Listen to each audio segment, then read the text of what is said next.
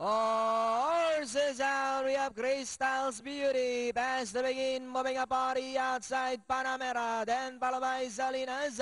Hyper Franco comes next. Rising Star, Money Queen. Alongside Janet Lynn, charge forward. All my life, times of your life.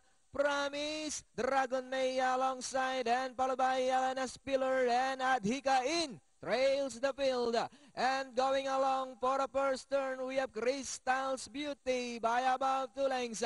Panamera in second, Salinas in third, alongside fourth, Hyper Franco. Rising Star is racing in fifth, then followed by Money Queen, now coming closer in sixth.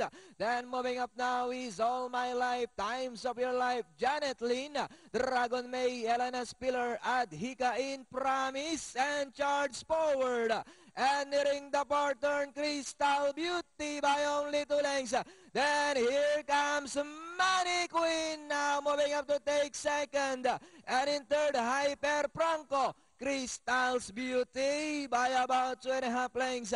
Money Queen now in second as they come down at the last 200. Crystal's Beauty by about 2 lengths. Money Queen is on the outside second. Last 100 meters. It is still Crystal's Beauty, followed by Money Queen, and finally Crystal's Beauty, Money Queen, then comes All My Life, Elena Spiller, Adhika in, and for your Super 6, close between Rising Star and Times of Your Life.